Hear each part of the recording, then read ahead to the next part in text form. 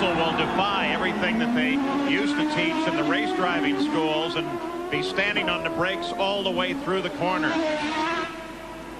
Here's another replay coming out. There he goes on the inside. There's nothing Emmo can do. Once he's there a little bit, he can't come down on Mansell. Emmo doesn't know how slow he's going to go. It was just an easy pass. Very clean passing, though, by everybody. So Nigel sets his sights on Michael Andretti, just 7 seconds ahead. Let's give you the running order again.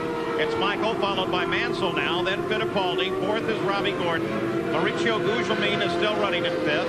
Jimmy Vasser is in sixth place. Good run for Jimmy. Seventh place is Teo Fabi, then Mario Andretti. Willie T. Ribbs is in ninth place. Alessandro Zampredi runs in 10th, followed by Scott Sharp, Stefan Johansson, Mark Smith, Jacques Villeneuve in 14th, Scott Goodyear in 15th, followed by Adrian Fernandez and Mike Groff. Those are all cars on the lead lap through 17th position. Now let's keep in mind there's Michael Andretti right there in the red car. Now he's getting radio signals. Mansell is on the move. Uh-oh. Looks like Robbie Gordon against the wall. Bit of a fire burning. That's just an oil fire, and it should go out. He caught the wall good and came spinning backwards. You can see the track as he got into the wall. Heavy damage to that car. Now there's it. That's the way to get out of the track. Now let's take a look. We're on board. This is one of the chicanes. Now it would appear by looking at that the chicanes got him. He got up on one, got it loose. The car breaks loose, comes right around. The wall is the next place you hit, especially on tracks like this. Cement on both sides. Not much room to be sliding off. He didn't seem all that high on the curve, though. No, he did not. That's surprising. You wonder if going over the curves triggered a mechanical problem of some kind. That's the fear. If you run the curves consistently, you can have tire or suspension problems. Well, what happens very often, Sam, is you get the rear tire spinning too much. Take a look at that again. There's the curve once. There it is twice. And after he got off on the left side, but he didn't seem that high on it. No, he really didn't. In fact, I'm more inclined to think that maybe something did break on the car. Could be caution jumping the curb, but it looked like something broke on the car because he spotted going kind of straight. It looked more to me like a tire failure or some other failure going into the chicane. It is terrific to see Michael Andretti back at what he does best after this difficult year he had in Formula One last year.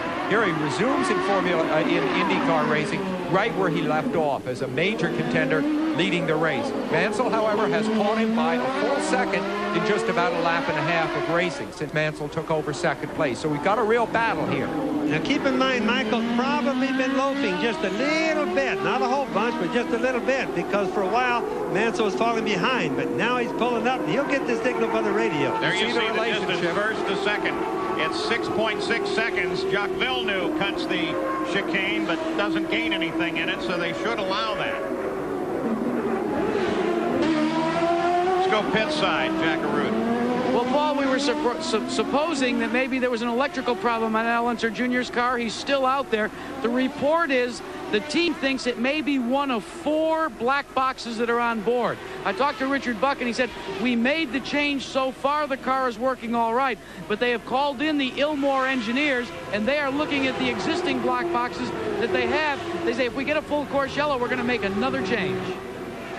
So they're still fighting some problems there. Yes, and of course some of the reason for that is that they have another race or other races coming up right after this. So they're going to have to use this a little bit as a learn situation. All right, here's Gordon's accident. That's not telling us that much more about the situation. Except it shows the severity of the impact. It'd probably be an oil tank or a catch tank that when he got the back end into the wall, splattered against the hot headers, it burns out quickly.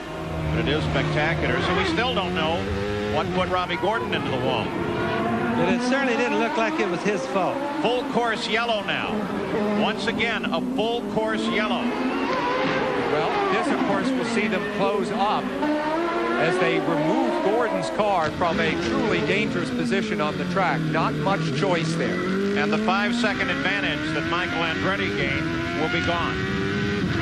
It will be gone, and we might be starting to look at pit stops. I know some of the crews are getting ready for pits now.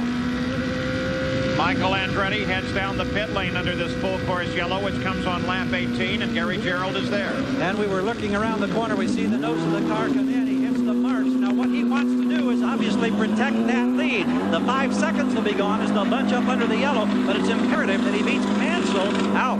He's making the change. Let's go to Jack as Mike was out of here. Well, Gary, Nigel Mansell continues the work on his car. It's a little bit of a lengthy pit stop. They've changed 4 tires, and he is off and away as well. So under the full course yellow, Michael did get back out ahead of Nigel Mansell, so the positions should remain the same. As taking advantage of this full course yellow, they came in at lap 19. 65 laps, the scheduled distance here. So the race continues in Australia as yellow came out. In an unusual situation, that's Mark Smith in the Craftsman car. Look at the right front lock up and take him right into the wall. And then he comes off the wall into Zampedri.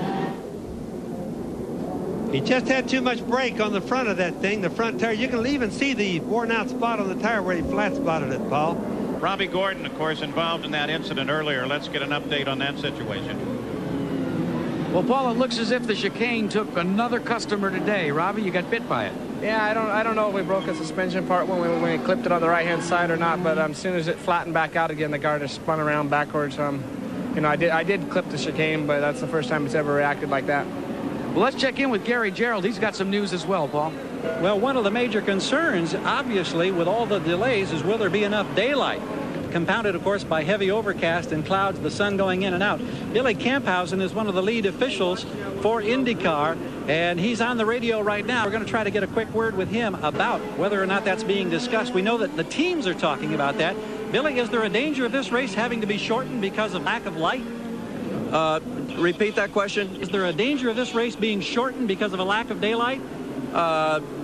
We're paying attention to the weather. We're dialing up. I don't know where we stand right now, but that is always a consideration. Okay, so that's being talked about in race control at this time. I just got off the telephone with race control at this time. Okay, well, what this may do, of course, is greatly impact the strategy in the remaining laps. We know that Mansell's been talking to his crew specifically about this. So we play out a new bit of suspense as we get ready for the green, Paul.